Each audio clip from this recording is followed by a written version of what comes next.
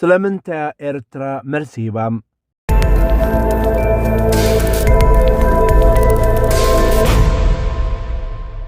ኤርትራ መልሲ መሃባ ክናዝ ዘለዎ ተበግሶ ኢሉ ክጅምር መንግስቲ ኤርትራ ብመንገዲ ሚኒስተር ጉዳያት ወጻኢ አቶ ዑስማን ሳላህ አቢሉ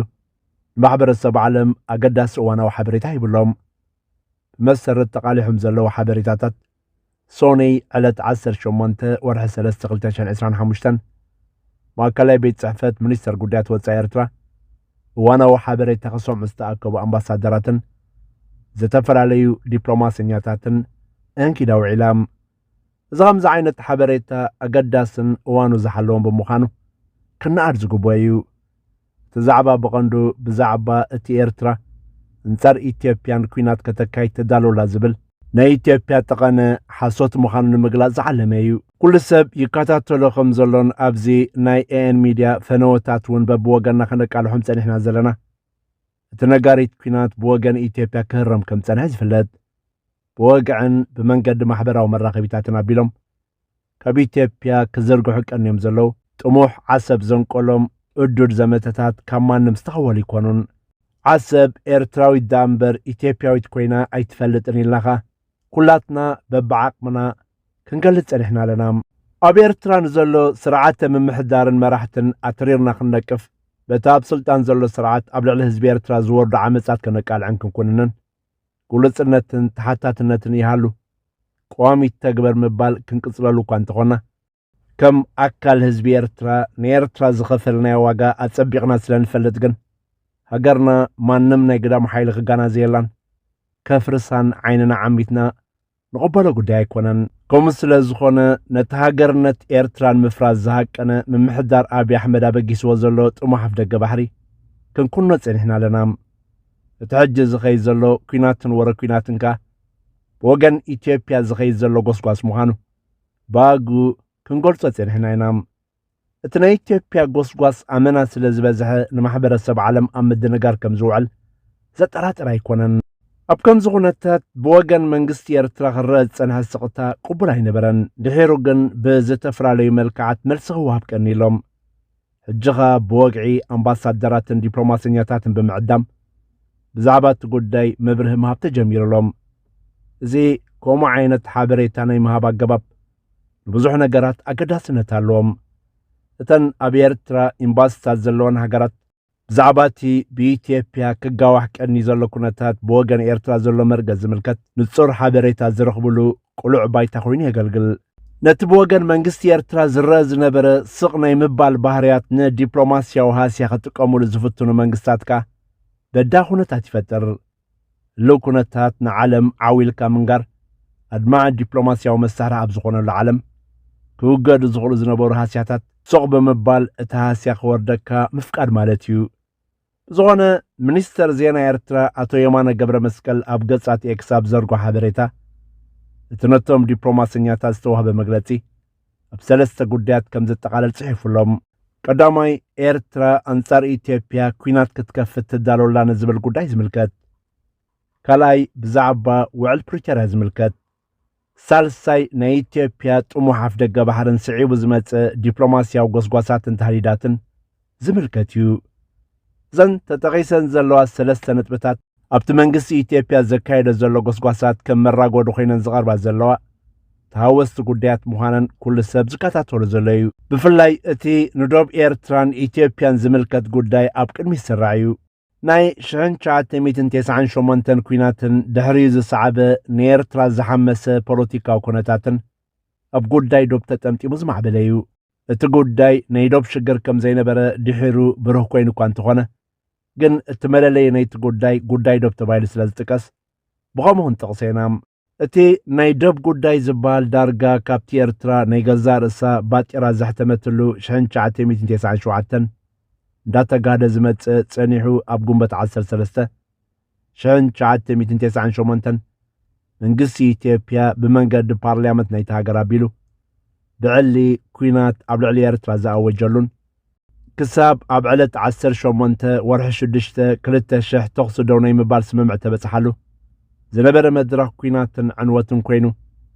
ናብቲ ድሕሪኡ ዝቐጸለ ፖለቲካዊ ደልሃመ ዘእተወና ኩነታት ነይሩ ዝኾነ ኣብ ወርሒ 12/2000 ብዝተገብረ ናይ ኣልጀርስ ምፍራም ኮሚሽን ዶብ ኤርትራን ኢትዮጵያን ቆይሙ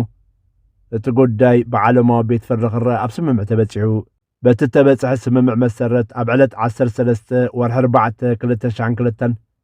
ኮሚሽን ዶብ ኤርትራን ኢትዮጵያን ኣብ ዘመሓላለፎ ናይ መወዳእታን ቀያድን ዝተባህለ ብይን እታ ከም ጠንቂ ተገልጸት ባድመ ናይ ኤርትራ ዝብል ውሳነ ሕሊፉ እቲ ውሳነ ምስ ሓለፈ ካብ 2002 ክሳብ 2003 ኣብ ዝነበሩ ግዜያት መንግስቲ ኢትዮጵያ ነቲ ውሳነ ብመትከል ከም ዝተቐበሎ እኳ እንተገለጸ ጽንዕ ኢሉ ግን ምትዕርራይ የድልዮ ዝብል ቁንቁኛ ኣልዒሉ ጥራይ ዘይኮነ ምዕንጻት ዶብ ሽኻላት ብምትካል ኣብ ባይታ ምምልካት ይገበር ምስ ተባለ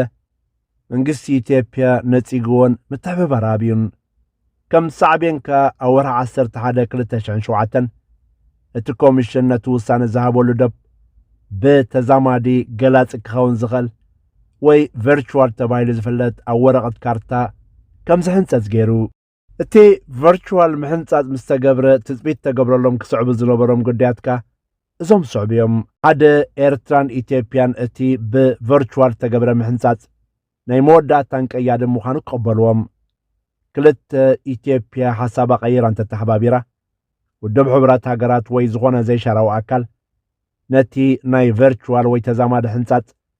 ኣብ ባይታ ግብራዊ ምምልካት ብምግባር እቲ ጉዳይ ክድምደም ሰለስተ ክልቲኣቶም ወገናት ኣሰሓብቲ ካብ ዝነበሩ ቦታታት ብምውፃእ ናብ ንቡር ዝምድና ክምለሱ ዝብሉ ጉዳያት ክፍጸሙ ነይርዎም እንተኾነ ግን እቲ ሽዑ ኣብ ኢትዮጵያ ኣብ ስልጣን ዝነበረ ሕወሓት ስለ ዝሓንገደ እቲ ኩነታት ኣብ ዕፁ ማዕፀ በፂሑ መንግስቲ ኢትዮጵያ ምስ ሓንገደ እቶም ኣውሓስቲ ኣብ ልዕሊ ኢትዮጵያ ፀቕጢ ክገብሩ እቲ ዝነበረ ትፅቢት ከምኡ ግን ኣይተገብረን ስለዚ እቲ ናይ ኮሚሽን ዶብ ናይ መወዳእታን ቀያድን ብይን ከምቲ ገሊኦም ዝብሎ ብቨርቹዋል ስለተሓንፀፀ ተወዲኡ ዝብል ኣቀራርባ ቁና ኣይኮነን ቨርቹዋል ማለት ተዛማዲ ዳ እምበር ትኽክለኛን ግብራውን ኣይኮነን ስለዚ እቲ ብይን ሙሉእ ብምሉእ ከይተተግበረ ደው ኢሉ ዝኾነ መንግስቲ ኤርትራ ነቲ ኩነታት ከም ጠንቂ ኩሉ ነገራት ብምቕራብ ህዝቢ ኤርትራ ብገዛእ መንግስቱ ዋላ ምስቲ ሽግር ዶብን ሳዕቤናቱ ምትእሳር ክህልዎም ዘይግባእ መሰረታዊ መሰላት ብምንፋግ ማሕዩር ከም ዝነብር ገይርዎ እዩ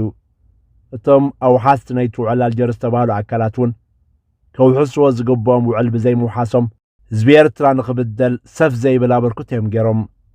እቶም ኣውሓስቲ ዝተባህሉ ውድብ ሕቡራት ሃገራት ሕብረት ኣፍሪቃ ኣሜሪካን ሕብረት ኤውሮጳያን ነይሮም እምበር ኣብ 2018 ምስ ምምፃእ ሓድሽ ምምሕዳር ኣብ ኢትዮጵያን ምስ ኤርትራ ተገብረ ሰላምን ኣብ ባይታ ብምትግባር ክዛዘም ትፅቢት ተገብረሉ ቀዳማይ ጉዳይ ዶብ ነይሩ ምክንያቱ እቲ ኣብ ኢትዮጵያ ስልጣን ተረከበ ኣብይ ኣሕመድ ንበየን ኮሚሽን ዶብ ሙሉእ ብምሉእ ከም ተቐበሎን ክትግበር ፍቓደኛ ምዃኑ ምግላፁ ጽቡቕ ኣጋጣሚ ፈጢሩ ስለ ዝነበረ ዋላ እኳ ሕወሓት ኣብ ክልል ትግራይ ኮይኖም ዕንቅፋት ክገብሩ ዝከኣሎም ይፅዕሩ እንተነበሩ ምምልካት ዶብ ክስራሓሉ ምተገበም በንጻሩ ግን ዶብ ዘህው ከም ዘይኮነ ብወገን መንግስቲ ኤርትራ ተገሊጹ ሽዑ ሕጂ ኣብ 2025 ኣብ መንጎ ክልቲኣቶም መንግስታት ባእሲ ምስ ሓየለን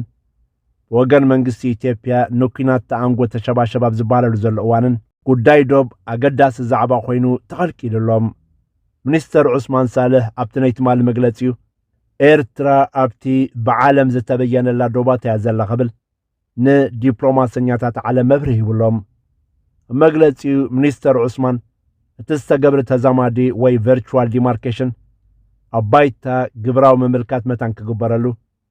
እተን ናይ ስምምዕ ኣልጀርስ ኣውሓስቲ ቅልጡፍ ተበግሶ ብምውሳድ ነቲ ጉዳይ ኣብ ናይ መወዳእታ መዕልብኡ ከብፅሖ ዝብል ፃውዒት ኣቕሪቡ ክኸውን ተስፋ ገብር እንተዘይኮይኑ ውሃ ቅዳ ውሃ መልስ እዩ ክኸውን እቲ ጉዳይ እታ ንፕሪቶርያ ትምልከት ጉዳይ እውን ምስቲ ናይ ዶብ ጉዳይ ተጠናኒጋ ክትረያ